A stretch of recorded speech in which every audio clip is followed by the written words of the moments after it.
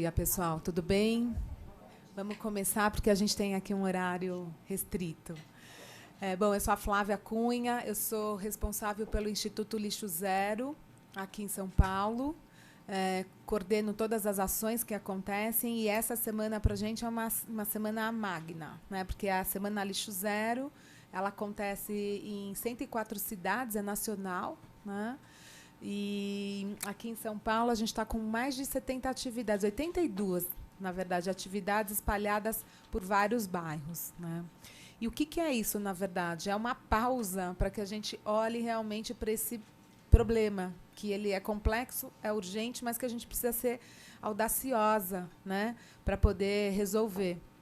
Então, o que a gente traz, na verdade, são pontos de discussões por segmentos, né? Então, a gente tem trabalhado com os restaurantes, toda a parte do mercado de moda, estética, escolas, eventos, hospitais, porque a gente entende que os resíduos são diferentes de cada segmento, mas que juntos, se eles sentarem, a gente pode pensar em soluções que atendam a todos. Porque quando a gente fala de resíduo ou lixo, né, popularmente chamado, a gente está falando sempre de um custo e também de uma conscientização que não é só minha nem sua, é de muita gente. Então, a gente precisa de muita gente fazendo isso. É um trabalho muito colaborativo, né? E é isso que a gente tem feito. E hoje a gente sempre traz, porque a gente trabalha com as 3 esferas: política, né, poder público, empresas, indústrias, comércios e a sociedade. E sempre a gente traz, né, a gente tem os nossos companheiros aqui, né, na Câmara, que estão aí defendendo, que estão fazendo um trabalho em relação a isso. E aí eu acho importante a sociedade também entender o que eles fazem e como é que a gente também pode colaborar, porque é muito fácil a gente falar, não, porque não tem lei, porque, mas também a gente nem pede, não sabe, não faz. Então, é um pouco dessa visão que eu quero hoje trazer para vocês de como é que a Câmara, como os vereadores e os deputados têm trabalhado em relação a isso e como é que a gente pode se engajar também e articular para dar força a tudo isso, tá bom? Então, a gente tem hoje na mesa o Nataline, né, vereadora aqui, a Soninha, e representando a Marina Elô, que é deputada estadual, uma outra Marina, mas ela é a Marina Bragante, que veio contar para a gente também de uma PL muito importante que eles estão discutindo aí, que a gente precisa ajudar e apoiar, tá bom? Então, vamos começar com quem? Quem quer começar? Nataline, Soninha, os da casa? Soninha? Então, a gente convidou a Soninha para ela contar um pouquinho do que ela tem feito aí para a gente, né? Vamos lá. 5. 7. Tá bom. 7 minutos. Obrigada. Bom dia. Soninha Francini, professora de formação, jornalista durante muito tempo e, de uns anos para cá, política. Vereadora em 2º mandato. E onde eu mais trabalhei como jornalista foi num canal de música, MTV, e num canal de esporte, ESPN. Então, muitas pessoas entendiam que a minha atuação principal seria na área de cultura e esporte, que muito me interessam. Mas o que me fez querer ser vereadora foi favela e as condições horrorosas que as pessoas vivem e lixo. Porque era muito frustrante falar de coleta seletiva na MTV, despertar o interesse das pessoas, a vontade de se engajar e não ter coleta seletiva, e não ter centrais de triagem em quantidade suficiente para que as pessoas levassem o seu resíduo como eu mesma fazia. Era querer demais das pessoas, né? Às vezes eu não tinha condição. Eu tinha Brasília, eu levava meu lixo na Copamare, mas não dava para fazer muito, né? Achar que esse era o jeito certo. Então, estou aqui no 2º mandato, não sei se eu já falei. A gente tem sempre a expectativa, ou a sociedade tem muita expectativa, de que a gente faça leis para resolver os problemas. E eu tenho a convicção de que precisa de leis, mas não adianta. Então, para vocês terem uma ideia, em 2018 eu fiz um levantamento e uma atualização meio superficial agora, mas a cidade de São Paulo tem 26 ou 27 leis municipais dispondo sobre lixo. algumas bem gerais e abrangentes, como a da política de mudanças climáticas, a política municipal, da qual o vereador Natalini é um dos grandes articuladores e responsáveis, que faz muitas menções a lixo e resíduos. Então, a gente tem 3 leis maiores, vamos dizer, mais abrangentes, aqui dispõe sobre o sistema de limpeza urbana. Algumas leis voltadas para materiais específicos, até 2018 eram 7. Se a gente incluir a lei de Canudos como uma lei relacionada ao tema lixo zero, então, falando de materiais, temos 8. Então, desde 2001, tem uma lei obrigando a coleta de pilhas e baterias, a coleta e reciclagem. Em 2002, uma lei já estabelecia sobre a coleta de embalagens e garrafas plásticas e pneumáticos. Desde 2010, uma lei fala sobre a destinação de vasilhames, embalagens com resíduos de tintas, solventes e vernizes. 2009, obriga todos os órgãos da administração pública municipal, direta e indireta, a fazer a coleta e destinação correta de lâmpadas fluorescentes. Depois, a gente tem algumas leis que dizem respeito mais a determinados lugares, sem especificar os materiais. Então, tem 6 desse tipo. Então, por exemplo, estabelecimentos com capacidade para mais de 500 pessoas têm de ter recipientes para coleta seletiva. Escolas municipais têm de ter lixeiras para coleta seletiva. Sabe desde quando? 97, essa lei municipal. E 3 leis mais voltadas para a comunicação e educação. Desde 2000, por exemplo, tem a obrigação de se instalarem placas informativas para falar sobre a coleta de lixo, coleta domiciliar de lixo. E, além disso tudo que já é lei, a gente tem uma profusão de projetos de lei apresentados, alguns em tramitação mais avançada, alguns muito parecidos. Vários vereadores têm esse ímpeto de legislar a respeito do assunto. Uma lei que eu não mencionei, do vereador Natalini, é a lei do PAMPA, Programa de Aproveitamento de Podas, restos de poda e de árvores. Enfim, temos leis, temos muitas leis. Mas o que realmente é capaz de surtir mais efeito, na minha opinião, é a articulação entre os diversos atores. Claro que tem um papel de fiscalização, óbvio, mas a fiscalização tem diversos limites.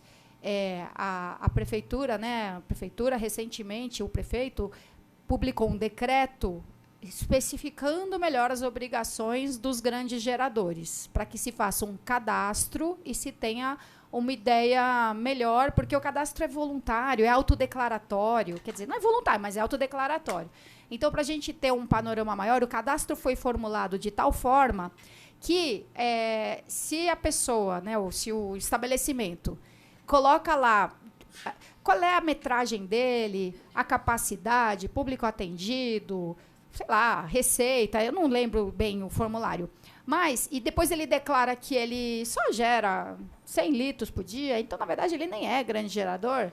Juntando todas as informações, é possível soar um alerta ali dizendo, olha, não é possível que esse estabelecimento desse porte não seja um grande gerador. Então, fiscalização é importante, regras que favoreçam a fiscalização, mas não adianta, a gente não dá conta de fiscalizar a cidade inteira, a ponto de as pessoas darem todas a destinação correta para os seus resíduos.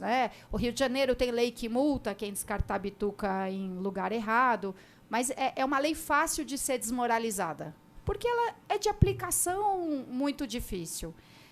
E aí falar como uma das tentativas aqui do nosso mandato, do meu mandato, em relação a isso, de amarrar atores diversos e promover mudanças, ainda que não haja lei. Uma delas, até da qual a Casa a Causa participa, é o GT Vidro.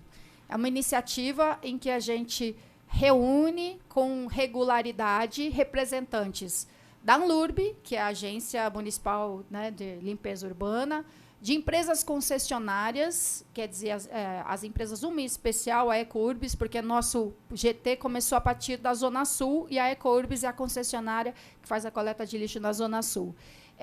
empresas diversas, fábricas de vidro, processadoras de vidro, fabricantes de embalagens, organizações diversas da sociedade civil, terceiro setor, de forma a aumentar a reciclagem do vidro na cidade de São Paulo. É um problema mundial. A areia, retirada regularmente, é barata, é uma matéria-prima barata. E é muito retirada irregularmente para piorar. O comércio, né, a extração clandestina e ilegal de areia é uma baita atividade. E o vidro é de difícil manejo, né? Ele é pesado, ele quebra, ele machuca, ele estraga as esteiras e ele paga pouco para o catador, por exemplo, né? O volume necessário para que compense esse esforço todo e esse risco não paga. Então, as pessoas até deixam as suas garrafinhas one way na beira do poste, na calçada, contando que alguém vai pegar, assim como pega o papel. Não que esse seja o jeito certo de encaminhar o que quer que seja, mas você deixa o papelão na calçada, uma carrocinha pega. Deixa a latinha em algum lugar, alguém vai pegar. Deixa o vidro nessa expectativa, porque, afinal, é reciclável, ele não será. Eu saio catando garrafinha one way e botando no carro. Então, a gente está articulando esse grupo de modo a instituir formas de coleta, porque eu acredito que o vidro tem que ser separado na origem. Não pode misturar o vidro com todo o outro material reciclável, juntar tudo e separar depois. Não faz sentido, pelas características do material. Então, a gente defende e está procurando formas de instituir coleta específica de vidro, operada pelas concessionárias, pelas permissionárias de varrição, nos ecopontos, em postos de entrega voluntária e assim por diante. Falar de 2 outras articulações nossa, coleta de bituca. Aliás, em novembro vai ter um seminário aqui sobre coleta e destinação de bituca. Bituca, como se não bastasse, é um lixo tóxico. E as pessoas não têm a noção que da calçada vai para o mar. De onde vem tanta bituca no mar? E, assim, é o resíduo mais presente em praia, em rua, tem estudo da ONU. Então, a gente também procura articular formas de aumentar a coleta, a destinação correta de bituca. E temos um outro projeto que é para aproveitamento de resíduos da indústria têxtil. Também a gente articula diversas ações e procura... Estamos em busca de um lugar para que o resíduo seja processado em grande volume, porque são toneladas de resíduos têxteis por dia.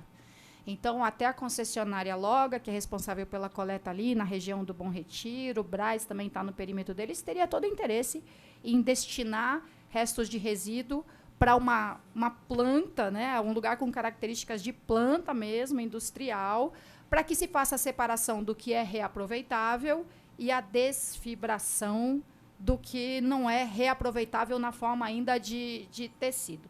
E, para concluir, no meu primeiro mandato, fui autora de uma lei que obriga a administração pública a implantar gradativamente a utilização de material reciclado. Então, ela teve uma boa adesão no primeiro ano de vigência por engajamento do secretário municipal de Educação, que abraçou a lei e falou: vou comprar material de papel reciclado, cadernos com capa de PET reciclado, réguas de PET reciclado. E, assim, pela Secretaria de Educação, atingiu-se uma porcentagem razoável do que a gente obrigava a administração a fazer. Sinceramente, eu não sei o andamento disso agora, se a Secretaria de Educação manteve essas práticas ou se a gente teve uma queda nisso, mas é evidente que a adesão não é muito grande, basta ver aqui na Câmara Municipal. Da Thaline usa papel reciclado, e eu. Os outros, não só branco, como impresso de um lado só, embora já tenha sido publicado um ato da mesa obrigando a imprimir frente e verso. Mas não adiantou falar, as pessoas não aderiram ainda, coisa boba de programar impressora. E também articulamos aqui, Nataline faz super parte disso, diversas coletas específicas na Câmara. Ele vai falar, com certeza, mas graças ao Nataline tem uma coleta de isopor ali na frente. Vários vereadores quiseram fazer a coleta de eletrônicos, acho que foi ele quem teve a proposta mais efetiva, e a coleta seletiva mais eficiente na casa também. Tem um comitê de sustentabilidade na casa, que eu enchi muito o saco da mesa diretora até que tivesse, e agora ele está instituído e faz reuniões regulares com vários envolvidos aqui, e assim a gente tem avançado. O presidente Tuma, indo além do que eu esperava, proibiu a compra de copos de plástico descartáveis. É mais do que eu sonhava. E um dia também eu sugeri, ele aceitou, eu vi uma ação dessas no Carrefour. Ele juntou todos os copos recicláveis de plástico usados, descartáveis, né, usados num determinado período, não lembro se era um dia, 2 dias, mas era 14 mil copos de plástico. E pendurou numa rede bem visível lá na recepção da Câmara Municipal, porque medidas assim de impacto têm lá o seu efeito. É isso para começar. Obrigada.